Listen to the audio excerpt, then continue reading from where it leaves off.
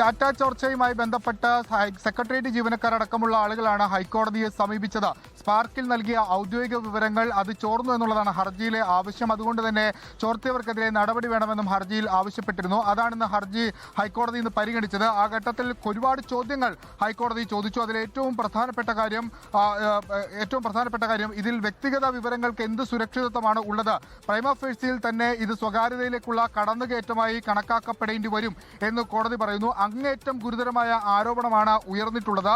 മുഖ്യമന്ത്രിയുടെ ഓഫീസ് ഇനി മറ്റാർക്കും ഈ ഹർജി അടുത്ത തവണ പരിഗണിക്കുന്നതുവരെ ഒരു സന്ദേശവും അയക്കരുത് എന്ന കർശന നിർദ്ദേശം ഹൈക്കോടതി നൽകിയിട്ടുണ്ട്.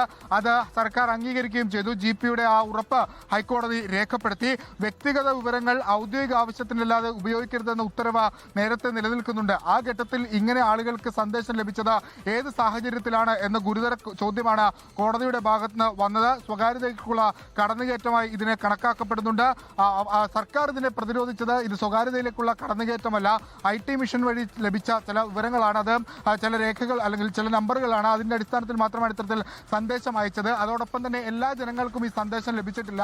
സർക്കാരിന് ആനുകൂല്യം ലഭ്യമായ, അതായത് DAക്ക് നൽകിയതിനു ശേഷമാണ് ഇത്തരത്തിലുള്ള സന്ദേശം സർക്കാർ ജീവനക്കാർക്ക് എത്തിയത്. അവർക്ക് മാത്രം ഈ സന്ദേശം അയച്ചു എന്നാണ് സർക്കാർ പ്രതിരോധിച്ചത്. പക്ഷേ കോടതി പറയുന്നത് അങ്ങനെയല്ല. ഇത് മറ്റു പല ആളുകൾക്കും, അതായത് ഈ ആനുകൂല്യം ലഭ്യമാകാത്ത പല ആളുകൾക്കും ഇത്തരത്തിൽ സന്ദേശം ലഭിച്ചിട്ടുണ്ട്. അതിൽ നിന്ന് തന്നെ സ്വകാര്യതയിലേക്കുള്ള കടന്നുകയറ്റമായി ഈ ഡാറ്റ ചോർന്നിട്ടില്ലേ എന്ന ചോദ്യം കോടതി ചോദിച്ചിട്ടുണ്ട്. സർക്കാർ കോടതിയെ ബോധ്യപ്പെടുത്തണം, ഡാറ്റ ചോർന്നിട്ടില്ല എങ്കിൽ അക്കാര്യം ബോധ്യപ്പെടുത്തണം. അതുകൊണ്ട് വെള്ളിയാഴ്ച ഹർജി പരിഗണിക്കാമെന്നാണ് കോടതി ഇപ്പോൾ നൽകിയിരിക്കുന്ന പ്രധാനപ്പെട്ട നിർദ്ദേശം.